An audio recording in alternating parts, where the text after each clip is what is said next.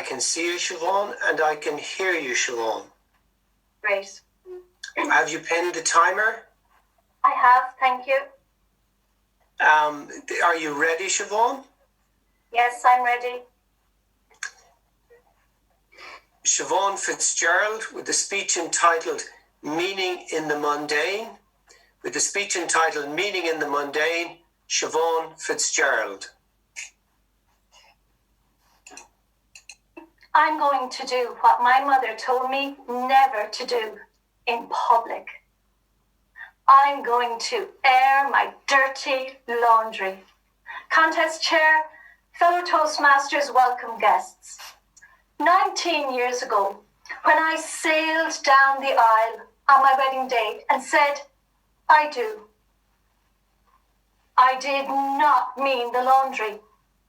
And yet, it's been the one constant, consistent, mundane task that's been a part of almost every day since. And believe it or not, I'm now grateful for that. It's there to greet me every day when I open my eyes. Let's face it, it's something we all do or have done for us. I used to rush through it, complain about it.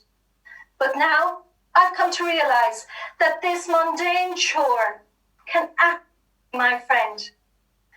Instead of giving out, I've given in to gratitude. Now I take my time, try to savor the experience, because through my laundry, I do believe that I'm sorting out life one load at a time. I've come to realize that there is meaning in the mundane. Eric Overby states, it's the simple things in our lives that make up the bulk of it. The mundane is where we live. And we end up missing most of it, he said. But we find it again. In the silence and the attention of everyday life. The mundane is where we live. This is so true. Just the other day when I was sorting through the colours, I came across my teenage son's jersey, stained with blood and dirt. He'd had a nosebleed during the last soccer game he played, and when the referee wasn't looking, he was pushed slyly into a puddle of muck. He had cried.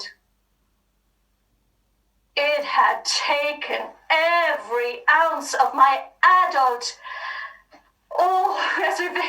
to prevent the mama bear in me from running onto the field and intervening. I don't know. Was Andrew more upset by the fact that he had been pushed or that they had lost the game? There's a slight scent of aftershave too. This teenaging son of mine is becoming a man.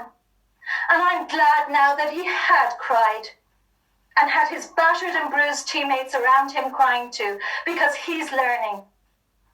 Boys can cry and go out to fight another day.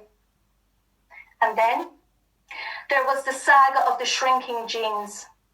You see, my husband is so particular about how his clothes are washed. I've told him his laundry should be another of his DIY jobs. Do it yourself. But I'll never forget the fun we had when my daughter accidentally dropped a pair of her doll's jeans into the laundry basket. When I took those tiny little jeans out of the dryer, I handed them to her and I said, quick, run and tell Dad that Mum is really, really sorry. She washed your jeans at the wrong temperature. What a laugh we shared. Then my daughter remarked, wouldn't it be great if we could put ourselves into the dryer? Yes, indeed. Wouldn't it? She was thinking of the fun. I was thinking of the fat. Yes. Maybe we could come out a few sizes smaller too. And wrinkle-free. And then there was the blouse. The silk. Black and white, elegant blouse. I wash it once a year to keep it fresh. I will never forget.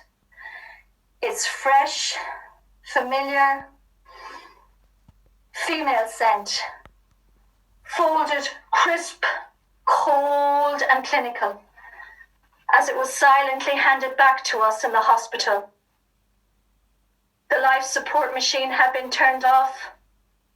Our lifelong journey of grief turned on. My mother would never again wear that blouse. I couldn't wash it for a long time. I didn't want to lose her scent. But my mother used to always say, it all comes out in the wash, and that's for sure.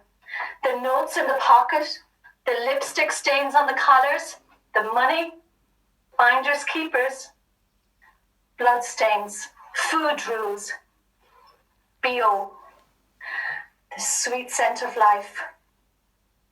The life and lessons learned in the laundry, it's a ritual, a routine, a privilege that has kept me grateful and grounded over the years.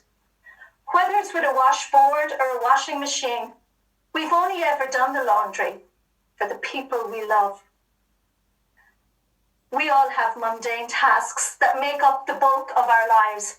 They're usually the chores we give out most about, but we would be reluctant to give up.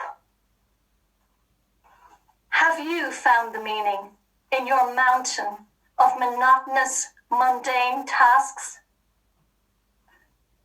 I think I have, but maintaining that awareness is itself a daily chore. The next time you're going about your daily chores, my advice, fellow Toastmasters guests, is slow down. And especially at this time, take the time to reflect and look for the meaning in your mundane.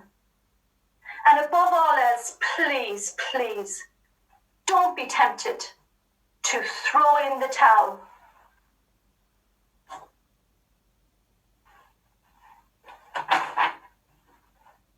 Because it might just be you that will be washing it. Contest chair.